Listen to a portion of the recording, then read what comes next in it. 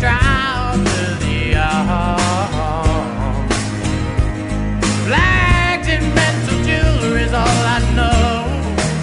And to keep me happy and warm inside. The primary objections to a lot of those things are religious in nature. Right. And they can be changed once you abandon that religious footing.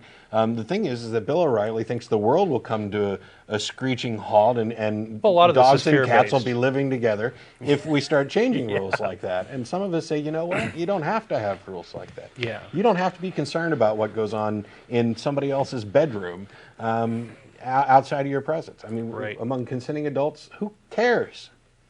Why is your God so obsessed with penises and foreskins and circumcision?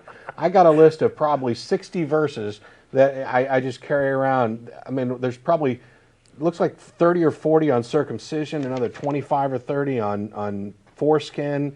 You know, I mean, the whole thing about testicles, testify, testament, all of those words have the same root, because when you used to swear an oath in those days, you would actually stick your hand under the testicles of the person you were swearing the oath to as a way of sealing the deal.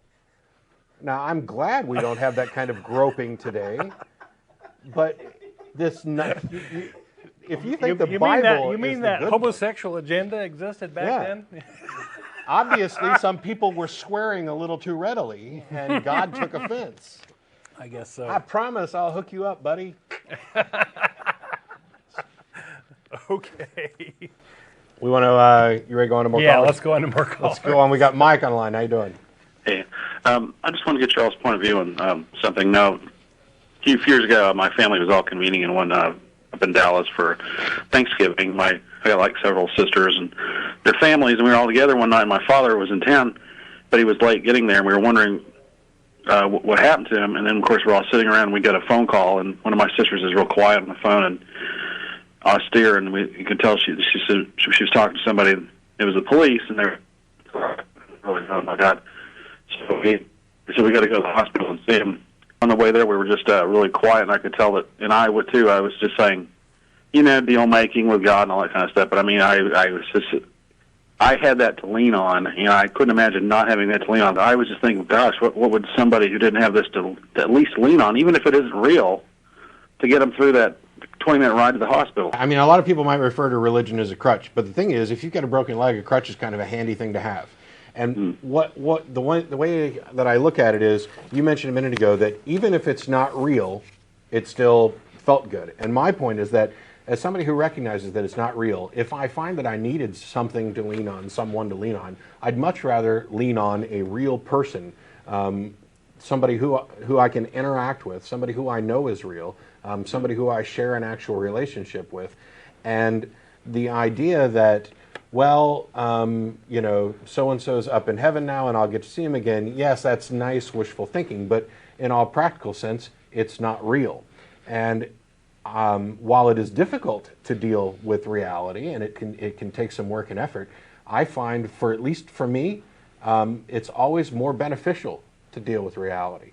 In much the same way that you've kind of been tuned and trained to accept this notion of a supernatural being and lean on that concept in a time of need, you can also wean yourself off of that. A friend of mine, in a discussion, a Christian asked him, well, he was pointing out these flaws with Christianity in particular, and he said, well, if not Christianity, then what? And he said, what do you mean, then what? You're cured. You develop kind of alternate skills. And from my point of view, they're better skills because they're grounded in reality and allow you to deal with reality. You would somehow get through it the way I did, but without saying, hey, God in the sky, hey, sure, Sky Pilot, help me out through this. And you know, while I'm opposed to religious thinking in general, I think faith is an absolutely abominable way to try and make any kind of decision. I don't begrudge anybody. If somebody's on their deathbed and it makes them feel better to call out to a God, I'm not trying to take that away from people. If somebody is at a funeral, they've lost a loved one, and it makes them feel better to lean on something spiritual, even if it's not real, I'm not trying to take that away from them. I would prefer that we all move towards a more rational worldview where that's no longer the status quo. But that's not what I'm trying to remove. What I'm trying to do is coach people towards more critical thinking so that maybe eventually that will go away. But the big thing is nobody's going to a funeral and being upset and leaning on their spiritual God or whatever and trying to impose that requirement on everybody else in the world. I choose to deal with reality as best I can, and it's not always easy. And sometimes what you do end up finding, I think, is that you form some stronger relationships with people around you, because if Don and I lost somebody in the ACA that we cared about, we could depend on each other. We could talk it through. We could, and it strengthens our bond. And yet we've completely dealt within the realm of reality without having to need that extra. Well, let me expand on that a little bit.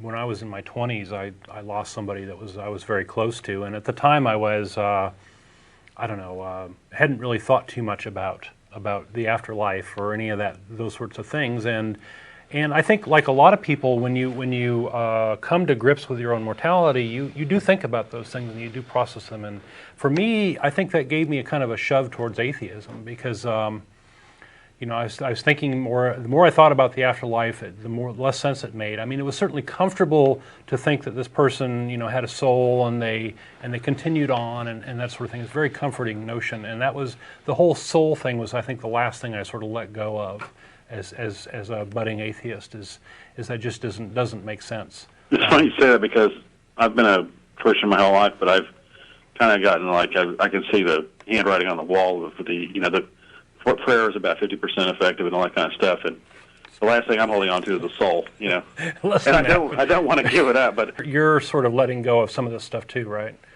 Is that what you're saying? I just don't. I'm just not as believing as I used to be. I am kind of in a way, but I don't believe in the uniform. I believe in my own uniform, right? And it still involves a soul and an afterlife, but I just don't know what. I just can't say. I guess agnostic is what I'm saying. Well, I think those are good things to think about and reason through and see what works for you. I admire you for doing that. That's I think the most honest thing you can do. Okay, thanks a lot, you guys. Thanks a lot, Mike. All right, bye. The content of this video is produced by the Atheist Community of Austin, a nonprofit educational organization promoting positive atheism and the separation of church and state. If you enjoyed this content and are willing and able to provide a donation, please visit the website below.